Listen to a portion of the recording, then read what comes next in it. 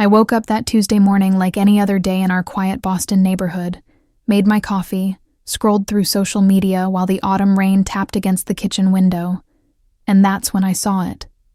That's when my entire world shattered into a million pieces. Because my neighbor Jennifer had posted a photo with the caption, "Waking up in paradise." And I recognized those curtains immediately. Those cream-colored linen curtains with the delicate embroidered pattern that I had spent 3 weekends searching for in every home decor store across Massachusetts. The same curtains hanging in my bedroom, in the room I shared with my husband David for the past 8 years. My hands started trembling so violently that I nearly dropped my phone into my coffee mug. The photo showed her lying in bed, her blonde hair spread across white pillows, wearing what looked like one of those expensive silk nightgowns she always bragged about during our neighborhood book club meetings. But it wasn't her smugness that made my stomach turn. It was the background, those unmistakable curtains filtering the morning light in that specific way I had admired every single morning, and there in the corner of the frame, barely visible but undeniably present, was David's vintage leather jacket hanging on the chair, the one his father had given him before he passed away. The one he never let out of his sight. If you're listening to this story and relating to the feeling of your world crumbling around you, please take a moment to subscribe to this channel. We're working together to reach 1,000 subscribers, and your support means everything. Just click that subscribe button and become part of this community where we share real stories about real people facing real challenges. I sat there frozen for what felt like hours, but was probably only minutes, staring at that photo, reading that caption over and over again. Waking up in paradise. The audacity of it made my blood boil. We lived 3 houses apart on Maple Street, a typical New England suburban street where everyone knew everyone, where we borrowed sugar and watched each other's dogs during vacations, where Jennifer and I had spent countless afternoons drinking iced tea on her porch, talking about our lives, our dreams, our marriages. She had cried on my shoulder just 6 months ago, when her husband Mark filed for divorce, told me she felt so alone, so betrayed, and I had comforted her, brought her homemade lasagna, listened to her for hours while she processed her pain. The rain was coming down harder now, matching the storm brewing inside my chest. I looked at the timestamp on her post. It had been uploaded at 7:15 that morning, just 20 minutes after David had supposedly left for his early meeting downtown. He was a financial consultant, always had early meetings, late dinners with clients, weekend conferences that required him to be away. I had never questioned it, never doubted him, because we had built our relationship on trust, or so I thought. We had met in college, fell in love over shared dreams of building a life together, got married in a small ceremony by the Cape, bought this house with the white picket fence and the garden I had lovingly maintained, talked about starting a family once his career stabilized. My finger hovered over the comment section. Part of me wanted to ignore it, pretend I hadn't seen it, convince myself there was some logical explanation. But the other part of me, the part that had been slowly collecting tiny inconsistencies over the past few months like puzzle pieces I didn't want to assemble, that part knew exactly what I was looking at. The late nights David claimed he was working, the new cologne he started wearing, the way he had become increasingly distant during our conversations, how he barely touched me anymore, always too tired, always too stressed, always too something. I typed out my comment with shaking fingers, my heart pounding so hard I could hear it in my ears. "Beautiful view, Jennifer. Make sure to say hi to my husband for me."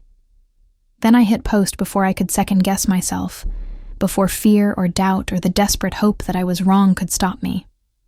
The comment appeared under her photo, stark and undeniable, a digital grenade thrown into the carefully constructed facade of our suburban lives. The next few minutes felt like an eternity. I watched as other people started liking my comment, as the notification count started climbing, as our mutual neighbors and friends began to realize what I had just exposed. My phone started ringing almost immediately, but I couldn't answer it. Couldn't face the questions or the pity or the shock. Instead, I sat there in my kitchen, surrounded by the life we had built together, the framed photos on the walls showing us smiling at various stages of our relationship, the coffee maker he had bought me for our anniversary, the herb garden on the windowsill that he always teased me about, all of it suddenly feeling like props in a play I hadn't realized I was performing in. Jennifer deleted the photo within 5 minutes, but the internet is forever, and screenshots had already started circulating. My phone wouldn't stop buzzing with messages from friends, family, neighbors, everyone wanting to know if it was true, if I was okay, offering support or demanding details. I turned it off completely, needed the silence to think, to process, to figure out what to do next. If this story is resonating with you, if you've ever felt that moment when everything you believed in suddenly seems like a lie, please consider subscribing to our channel. We're building a community here, working toward that goal of 1,000 subscribers. And every single person who clicks that subscribe button helps us reach more people who need to hear these stories, who need to know they're not alone. David came home around 11 that morning, much earlier than expected. I heard his car pull into the driveway, heard his footsteps on the porch, heard him call out my name in that casual way he always did, as if nothing had changed, as if the entire neighborhood wasn't buzzing with the news of his affair. I was still sitting at the kitchen table, my coffee long cold, my eyes dry from crying, my mind strangely clear despite the chaos. He walked into the kitchen with his briefcase, loosening his tie, and the moment he saw my face, he knew. I watched the color drain from his features, watched him try to formulate words, watched him realize there was no lie clever enough to dig himself out of this hole. "Sarah, I can explain," he started, and I almost laughed at the cliché of it, at how predictable this moment was, despite how unexpected it felt. "Explain what, exactly?" I asked, my voice surprisingly steady. "Explain why you're sleeping with our neighbor. Explain why she felt comfortable enough to post a photo from our bedroom on social media. Explain why you threw away 8 years of marriage for someone who lives 3 houses down the street." The questions tumbled out, each one sharper than the last, cutting through the thick tension in the room. He sat down across from me, put his head in his hands, and for a moment I almost felt sorry for him, almost wanted to reach across the table and comfort him like I had done so many times before when work stressed him out or life felt overwhelming. But then I remembered those curtains, that jacket, that caption, "Waking up in paradise," and any sympathy I might have felt evaporated like morning dew under a harsh sun. "It started 6 months ago," he said quietly, not meeting my eyes. "After Mark left her, she was so vulnerable, so lonely, and I was just trying to be a good neighbor, a good friend. We started talking, and then it became more, and I know that's not an excuse. I know I should have stopped it, should have told you, should have done so many things differently. 6 months. Half a year of lies, of deception, of him coming home and kissing me hello, while carrying the scent of another woman, of him sleeping beside me in that bed, where he had also been sleeping with her. The timeline made sense now. All those little changes I had noticed but dismissed. The way he started going to the gym more often. The new attention to his appearance. The emotional distance that had grown between us like a widening chasm. "In our bed, David," I said, and my voice cracked on his name. "You brought her into our bed, into our home, into the life we built together. And she posted about it. Posted about being with you like it was something to celebrate, like I didn't exist, like our marriage didn't matter." He looked up at me then, and I saw tears in his eyes, but I felt nothing. No sympathy, no anger, no sadness. Just a strange emptiness where my love for him used to live. "I never meant to hurt you," he said, and I almost laughed again because what else could this possibly be but hurt? What else could devastate someone more than this kind of betrayal? "But you did," I replied simply. "You hurt me in the worst possible way, And you did it with someone I trusted, someone I considered a friend, someone who cried on my shoulder about her own husband's betrayal while she was actively participating in mine. The irony wasn't lost on either of us. Jennifer had spent hours telling me about Mark's affair, about how destroyed she felt, how she never saw it coming, how she couldn't understand how someone could do that to their spouse. And all the while, she was doing the exact same thing to me, maybe even in the very moments she was crying about her own pain. Your support really matters to this channel. If you're finding value in this story, if it's helping you process your own experiences or understand someone else's pain, please take a second to click that subscribe button.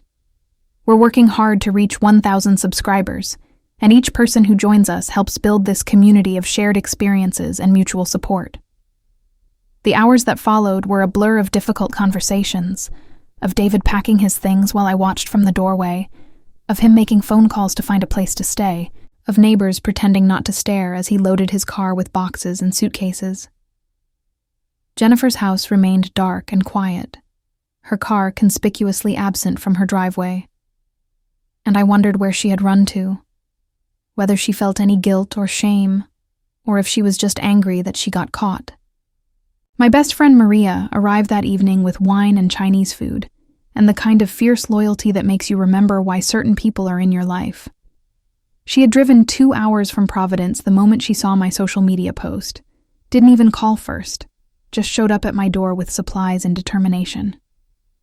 We sat on my living room floor, surrounded by the evidence of my shattered marriage, and she let me talk, let me cry, let me rage about the unfairness of it all. I keep thinking about all the signs I missed, I told her, pouring another glass of wine. The way he started password protecting his phone, how he stopped sharing details about his day. That weekend, he said he had a conference in New York, but I later found out his company didn't have anything scheduled.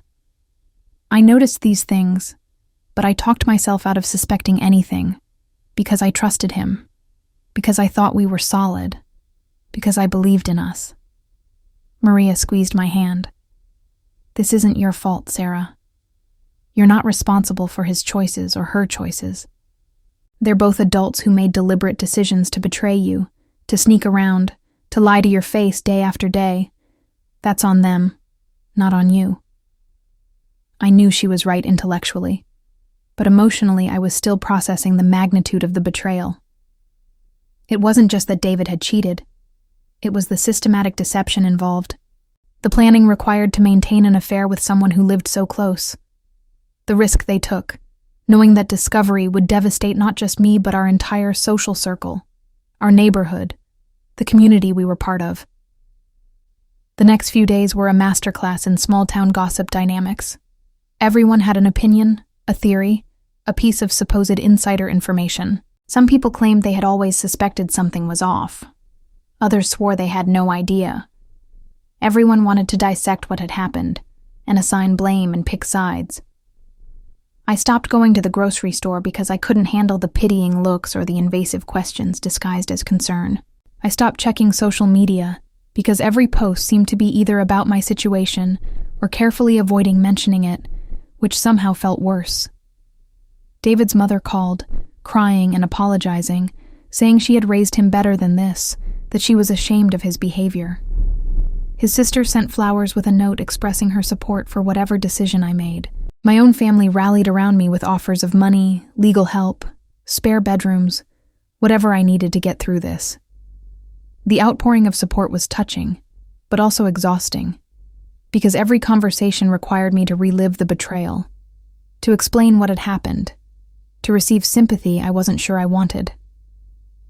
I hired a divorce attorney, a sharp woman named Patricia, who had handled her own messy divorce, and approached my case with the kind of passionate advocacy that made me feel less alone. She told me Massachusetts was a no-fault divorce state, which meant proving the affair wasn't legally necessary, but she also said we could use David's behavior to negotiate a better settlement, especially since we had a house and significant shared assets. If you're still listening to this story, if you've stayed with me through all these painful details, I want to ask you to do something for me. Please subscribe to this channel Help us reach that goal of 1,000 subscribers. Your subscription takes just a second, but it means the world to us as we build this space for sharing real, honest stories about the challenges life throws at us. Jennifer finally resurfaced about a week later. I saw her pulling into her driveway late one evening, watched from my window as she hurried from her car to her front door like she was trying to avoid being seen. Part of me wanted to march over there and demand answers, ask her how she could do this to me, to us, to the friendship we had shared. But another part of me, the part that was starting to heal, realized she wasn't worth my energy, wasn't worth the emotional expenditure of confrontation. She sent me a text message the next day, a long, rambling paragraph full of apologies and excuses and attempts at justification. She claimed she never meant for it to happen, that she was in a dark place after her divorce, that David had pursued her, that she felt terrible about hurting me. I read it once and then deleted it without responding, because there was nothing she could say that would make any difference. No explanation that would undo the damage. No apology that would restore what she had helped destroy. David, meanwhile, was staying with a friend across town and making increasingly desperate attempts to communicate with me. He sent flowers, which I donated to a nursing home. He wrote letters, which I returned unopened. He showed up at the house one evening, begging to talk, to explain, to try to make things right, but I refused to engage. My attorney had advised minimal contact, and beyond that, I simply had nothing to say to him. The man I had married, the partner I had trusted, the future I had envisioned, all of it was gone, and no amount of talking would bring it back. The divorce proceedings moved forward with surprising efficiency. David didn't contest anything, accepted full responsibility for the dissolution of our marriage, agreed to a settlement that was more than fair. I think he was hoping that by being agreeable, by not fighting me on the details, he could somehow earn forgiveness, or at least reduce his guilt. But his cooperation didn't make me feel any better. It just made the whole process feel more like a business transaction and less like the end of a relationship that had defined nearly a decade of my life. I started seeing a therapist, a kind older woman named Dr. Chen, who specialized in trauma and betrayal.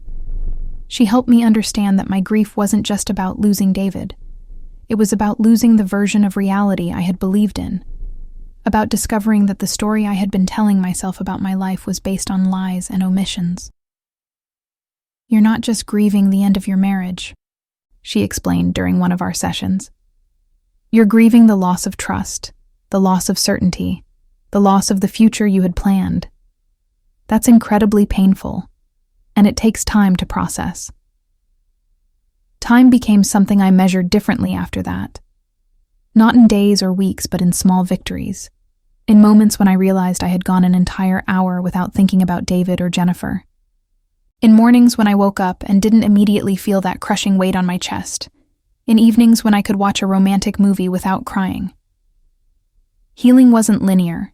It was messy and unpredictable, full of setbacks and breakthroughs. But I was moving forward, slowly rebuilding myself from the wreckage of my marriage. Please take a moment right now to subscribe to this channel if you haven't already. We're so close to reaching 1,000 subscribers, and every single person who clicks that button helps us grow this community, helps us reach more people who need to hear stories like this, who need to know that betrayal doesn't define them, that pain doesn't last forever, that healing is possible. Click subscribe now and be part of this journey with us. My neighbors eventually stopped treating me like a tragedy waiting to happen and started inviting me to things again. Casual barbecues and book club meetings and morning coffee walks. Some of them apologized for being friends with both David and Jennifer, for not knowing what to say or how to act, for the awkwardness of it all. I told them I understood, that I didn't expect anyone to pick sides or cut people out of their lives, that I just needed space to heal and time to figure out who I was outside of my marriage. The house became my sanctuary and my prison simultaneously.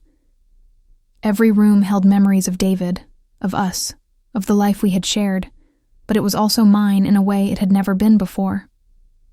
I started redecorating, painting walls new colors, replacing furniture, taking down photos, creating spaces that felt fresh and untainted by the past.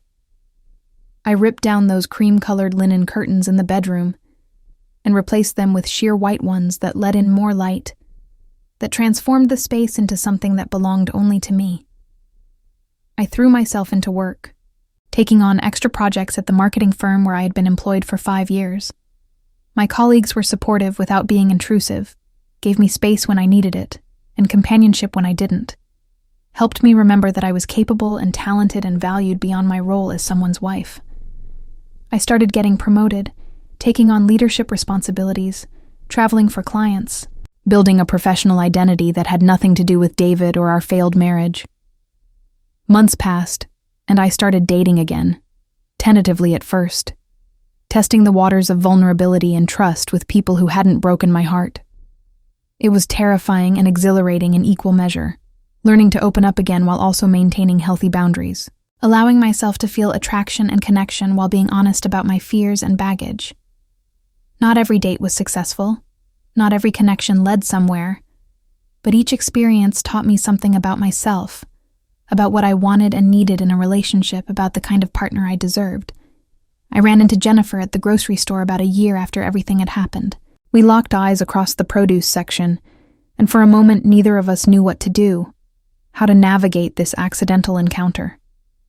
She looked older somehow, tired, like the weight of what she had done was visible on her features. I felt a strange detachment looking at her. No anger, no pain, just a sort of distant recognition that she was someone who used to be in my life and now wasn't. She approached me cautiously, asked how I was doing with genuine seeming concern. I kept my responses brief but polite, told her I was doing well, that I had moved on, that I wished her the best.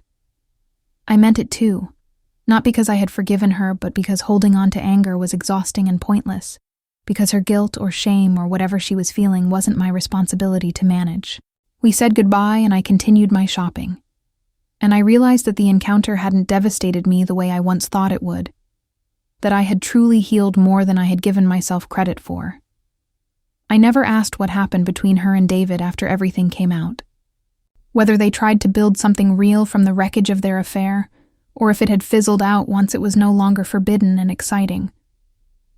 I didn't care enough to be curious, didn't waste energy wondering about their story when I was busy writing my own. The divorce was finalized on a rainy Tuesday morning, almost exactly 2 years after I had seen that photo with those curtains. I sat in the courthouse with Patricia by my side, watched the judge sign the papers that legally ended my marriage, and felt a complex mixture of relief and sadness and hope. It was over. Truly over.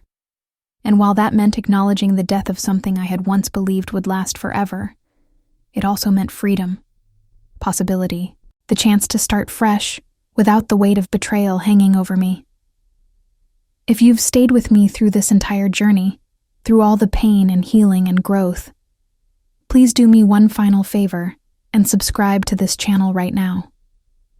We're working so hard to build this community, to reach that milestone of 1,000 subscribers, and your support makes all the difference. Click that subscribe button. Join us. Be part of this space where we share real stories about real challenges and real triumphs. I started traveling, taking trips I had always wanted to take but had postponed for various reasons. Exploring new cities and countries, meeting new people, collecting experiences instead of waiting for life to happen to me. I went to Iceland and saw the Northern Lights, to Thailand and learned to cook authentic pad thai, to Argentina and danced tango in the streets of Buenos Aires, to Portugal and drank wine in small coastal villages where nobody knew my story or my pain.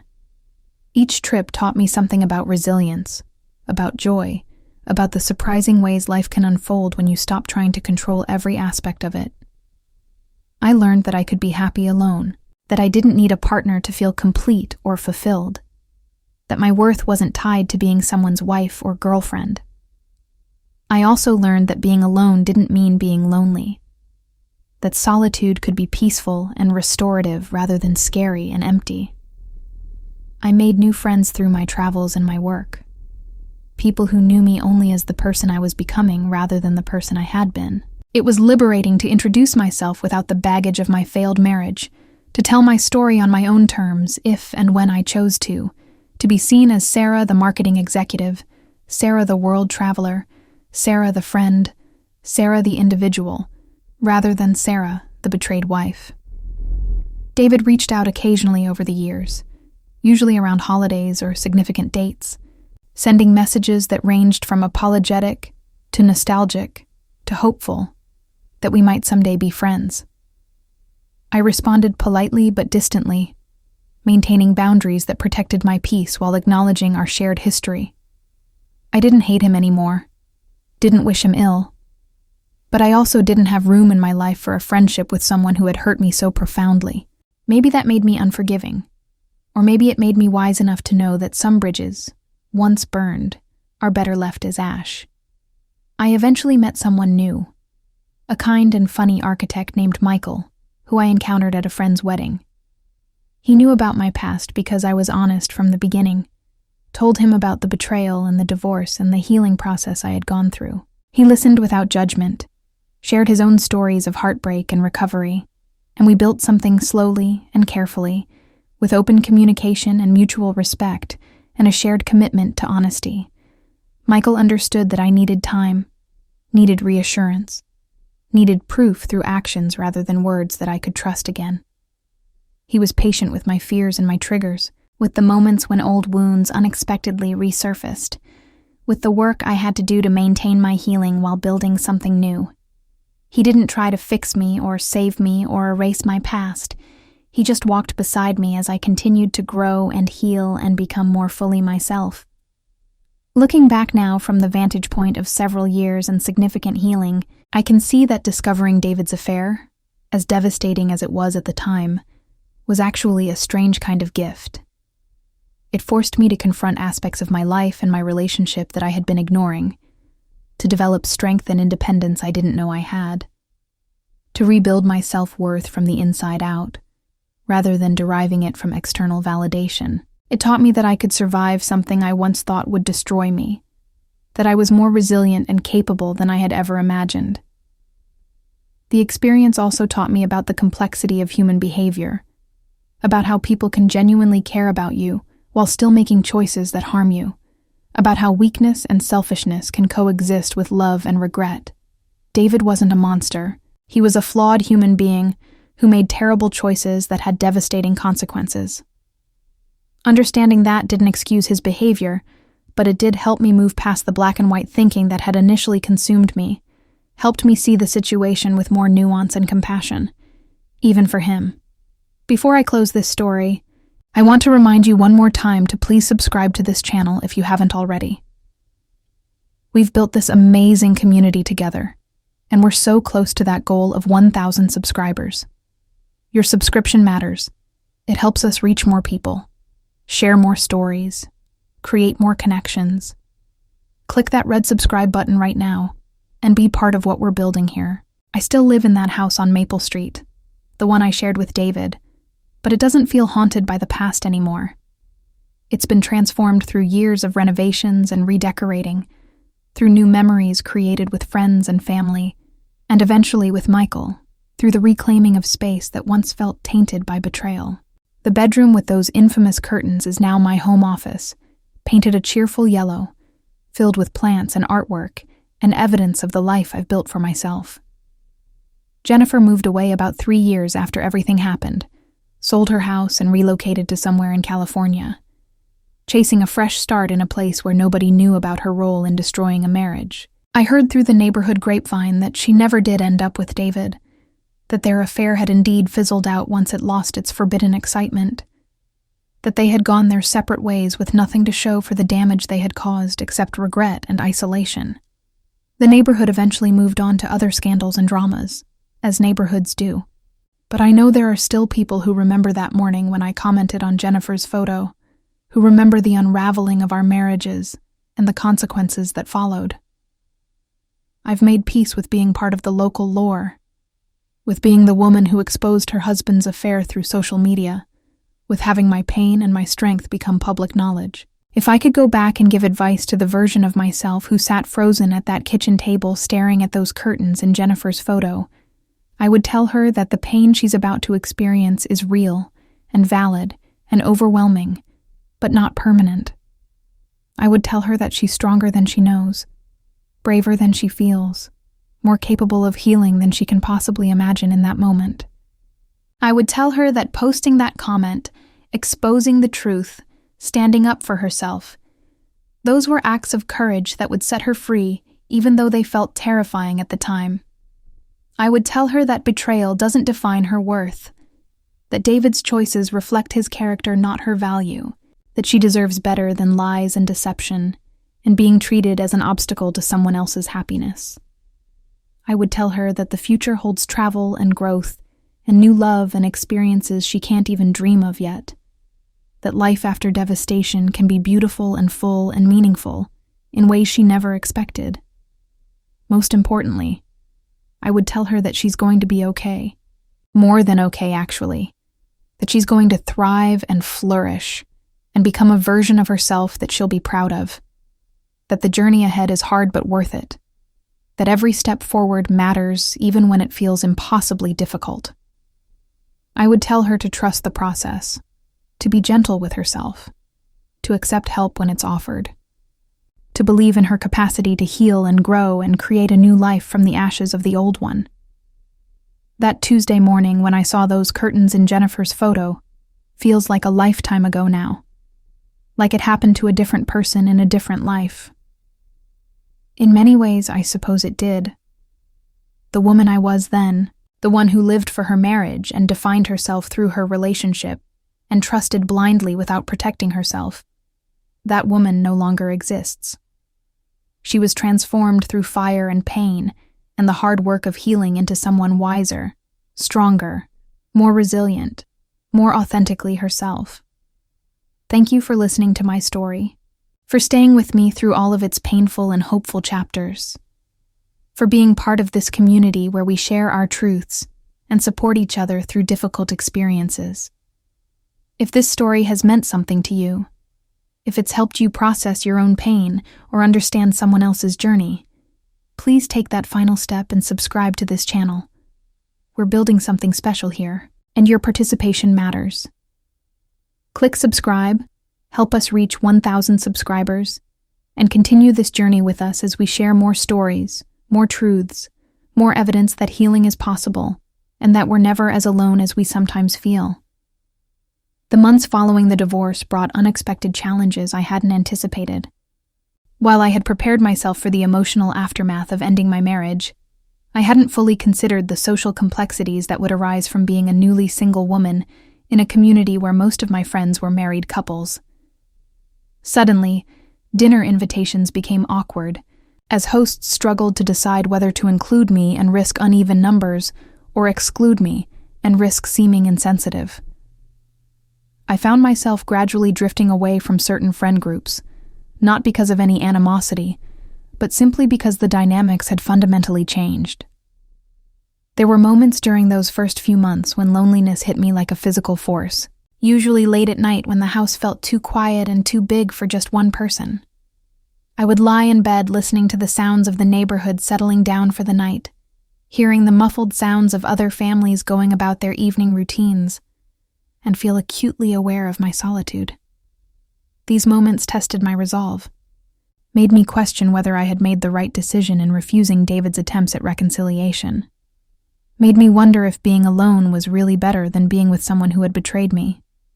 During one particularly difficult night, about 4 months after the divorce was finalized, I called Maria in tears, telling her I wasn't sure I could do this anymore, that the loneliness was too much, that maybe I had been too harsh and unforgiving. She listened patiently to my breakdown and then said something that changed my perspective completely. She told me that loneliness wasn't the same as being alone, that what I was feeling was grief for the life I had lost, and that going back to David wouldn't fix that grief. It would just postpone it and add more pain on top of it. Her words resonated deeply with me. I realized that my loneliness wasn't really about missing David specifically. It was about missing the comfort of routine, the security of partnership, the familiar patterns of shared life. I was mourning the loss of coming home to someone, of having a person to tell about my day, of shared meals and inside jokes and the 1,000 tiny intimacies that make up a long-term relationship. But those things, I understood, could only be truly fulfilling with someone who respected me, who was honest with me, who chose me every day rather than just when it was convenient. I started building a new routine for myself, one that honored my needs and preferences without compromise or negotiation. I took up yoga and discovered I loved the meditative quality of the practice, the way it forced me to be present in my body and my breath, rather than lost in spiraling thoughts about the past or anxiety about the future. I joined a pottery class and found joy in creating something beautiful with my hands, in the tactile satisfaction of shaping clay into functional art. I adopted a rescue dog named Luna, a sweet mixed breed with soulful eyes who filled my house with energy and companionship, and gave me a reason to maintain structure in my days. If you're finding inspiration in this journey of self-discovery and healing, I encourage you to subscribe to our channel right now. We're building toward that important milestone of 1,000 subscribers, and your support helps us continue sharing these honest, unfiltered stories. Just click that subscribe button and join our growing community of people who believe in the power of authentic storytelling. Luna became my constant companion through those transitional months, always excited to see me when I came home, always ready for a walk or a cuddle, never judging me on the days when I couldn't get out of bed before noon or when I cried over something that seemed trivial. She gave me purpose beyond my own healing, responsibility that extended beyond my own needs, and unconditional love that helped rebuild my capacity to trust and be vulnerable. Walking her through the neighborhood every morning and evening also helped me reclaim the space that had felt tainted by David's betrayal, helped me create new memories and associations with the streets and parks we had once explored together. Work became another anchor during this period, a place where I could focus my energy on challenges that had clear solutions, where my competence and intelligence were recognized and rewarded, where my identity wasn't tied to my relationship status. I threw myself into a major rebranding campaign for one of our biggest clients, working long hours and traveling frequently for presentations and meetings. My boss noticed my dedication and promoted me to senior account manager, a position that came with more responsibility, better pay, and increased autonomy. The promotion coincided with an opportunity to lead our company's expansion into the European market, which meant spending several weeks in London establishing relationships with potential clients and partners. I jumped at the chance, seeing it as both a professional opportunity and a personal adventure, a way to test my independence in an environment completely removed from my old life. Those weeks in London were transformative, not because anything dramatic happened, but because I proved to myself that I could navigate unfamiliar territory alone, could make decisions without consulting anyone, could trust my own judgment and capabilities. I remember one evening in particular, sitting in a pub near my hotel in Shoreditch, drinking a pint of local beer and people watching as the after-work crowd filtered in. I felt profoundly content in that moment, happy to be alone with my thoughts, comfortable in my own company, excited about the possibilities ahead rather than grieving what I had lost. It was the first time since discovering David's affair that I felt genuinely optimistic about my future, that I saw my solitude as freedom rather than loneliness. When I returned from London, I noticed a shift in how I moved through the world. I stood taller, spoke with more confidence, took up space in ways I hadn't before. Friends commented that I seemed different, lighter somehow, more present and engaged. My therapist noted that I was finally talking about the present and future, rather than constantly processing the past. That I was making plans and setting goals, rather than just surviving day to day. One of those goals was to pursue a master's degree in marketing, something I had always wanted to do but had postponed during my marriage because David's career had taken priority, because we were supposed to be saving for a down payment on a bigger house, because there was always some reason why it wasn't the right time. Now, with only myself to consider, I applied to a highly competitive program at Boston University and was accepted with a partial scholarship. Starting graduate school at 32 felt both terrifying and exhilarating, a tangible investment in myself and my future. My classmates were mostly younger than me, fresh out of undergraduate programs and full of theoretical knowledge but limited practical experience. I found that my years in the industry gave me a unique perspective, allowed me to bridge academic concepts with real-world application in ways that enriched class discussions and group projects. I also found unexpected camaraderie with a few other older students who were similarly returning to education after life detours, people who understood that learning wasn't just about career advancement, but about personal growth and intellectual fulfillment. Please take a moment to subscribe to this channel if you're enjoying this story and want to support our mission of reaching 1,000 subscribers. Your subscription helps us continue creating content that resonates with people going through their own challenges, that reminds everyone that healing and growth are possible even after devastating setbacks. Click that subscribe button now and be part of our community. Balancing graduate school with full-time work was exhausting but rewarding. My days were packed with meetings and client calls, my evenings filled with readings and assignments, my weekends devoted to group projects and research. I had less time to dwell on my failed marriage, less energy to waste on wondering what David was doing, or whether Jennifer ever thought about the damage she had caused. I was too busy building a new life to spend much time mourning the old one. During my second semester, I took a class on consumer behavior that required us to conduct ethnographic research, observing and interviewing people about their decision-making processes. I chose to focus on how people navigate major life transitions, how they make choices during periods of uncertainty and change. The research was deeply personal, allowing me to explore themes that directly related to my own experiences while maintaining academic distance. The interviews I conducted with people who had gone through divorces, career changes, relocations, and other significant transitions revealed that my story wasn't unique, that many people had survived betrayals and emerged stronger, that resilience was far more common than I had realized. One woman I interviewed, a 60-year-old retired teacher named Margaret, told me something that stayed with me long after our conversation ended.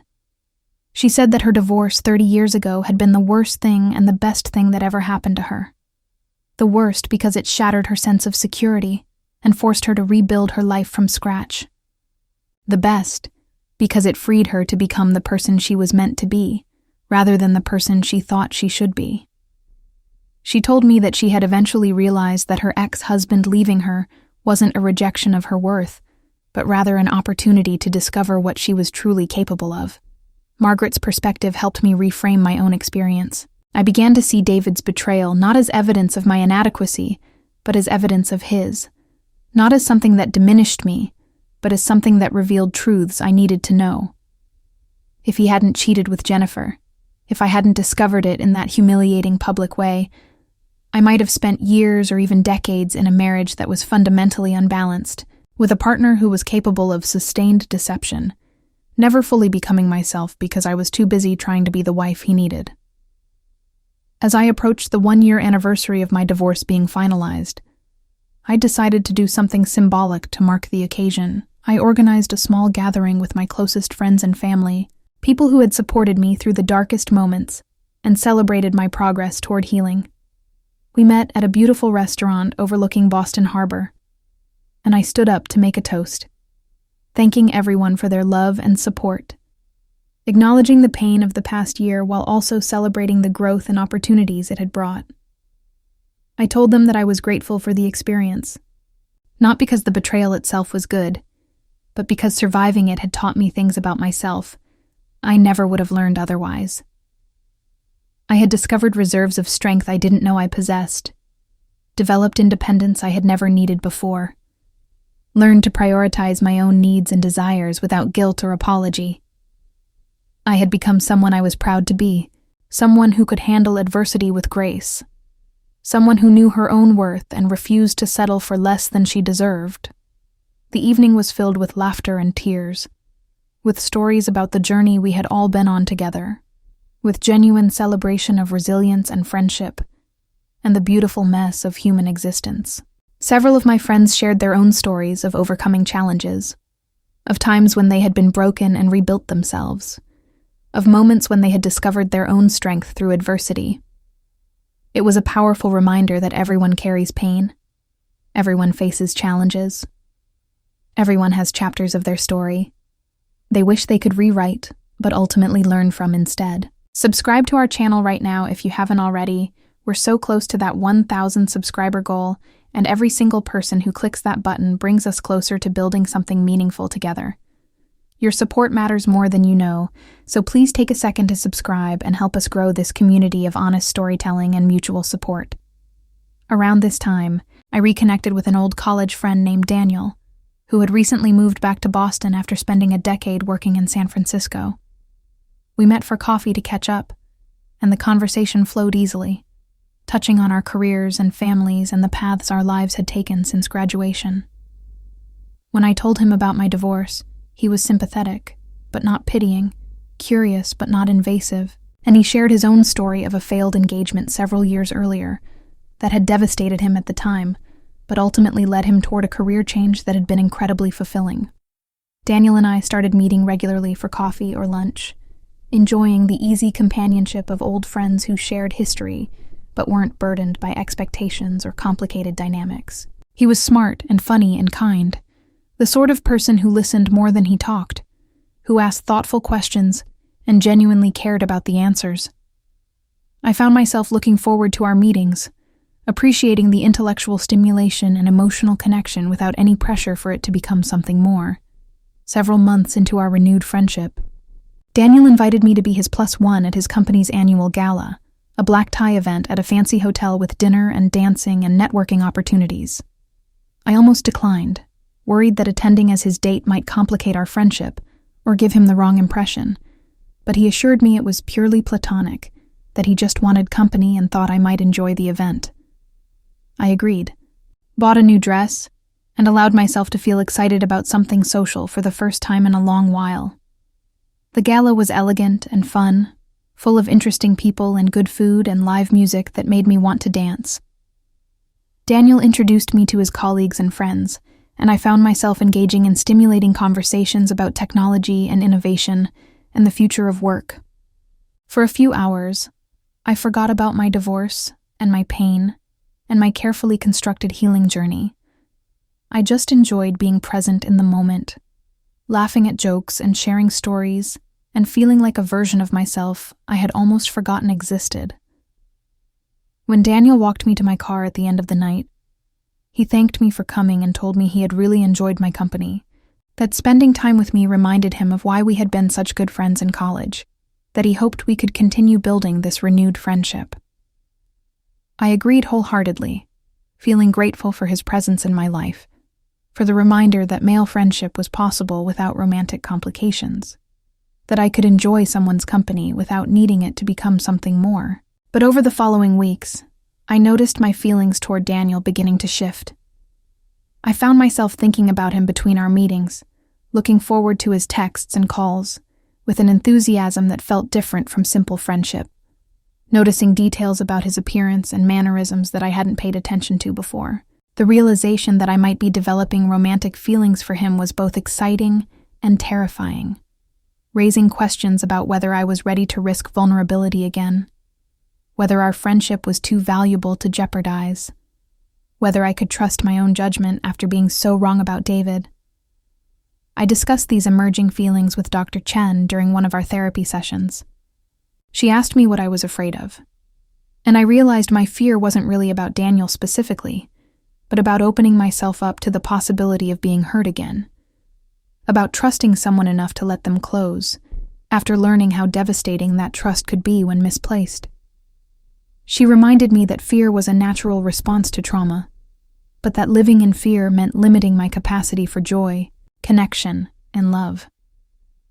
She encouraged me to move forward slowly, to communicate openly with Daniel about my feelings and concerns, to trust that I had learned enough from my experience with David to recognize red flags and protect myself while still allowing for authentic connection. One evening, after a particularly enjoyable dinner at a small Italian restaurant in the North End, I gathered my courage and told Daniel that my feelings for him had evolved beyond friendship, that I valued what we had, but was also interested in exploring whether there might be potential for something more. I braced myself for awkwardness or rejection, but instead his face broke into a wide smile. He admitted that he had been feeling the same way, but hadn't wanted to pressure me or complicate things given what I had been through. That he had been hoping I might eventually feel ready to consider a romantic relationship. We decided to move forward slowly and intentionally, continuing to build on the foundation of friendship we had established, while gradually introducing romantic elements into our relationship. Our first official date was ice skating at the Boston Common Frog Pond, something we had done together as college students decades earlier. We held hands as we circled the rink, laughing when we stumbled, helping each other stay upright, and I felt a sense of rightness that I hadn't experienced in years. If this story is resonating with you, if you're finding hope in the possibility of healing and new beginnings, please subscribe to our channel. We're working hard to reach 1,000 subscribers, and your support helps us continue sharing these authentic stories of challenge and triumph. Click subscribe now and join our community. Dating Daniel was entirely different from dating David had been. Where David had been charming but ultimately superficial, Daniel was genuine and thoughtful. Where David had made grand romantic gestures that looked impressive but lacked substance, Daniel did small, considerate things that showed he paid attention to my needs and preferences. Where David had talked about transparency but maintained secrets, Daniel was an open book, sharing his thoughts and feelings freely, encouraging me to do the same, creating a dynamic of mutual vulnerability and trust that felt both scary and liberating.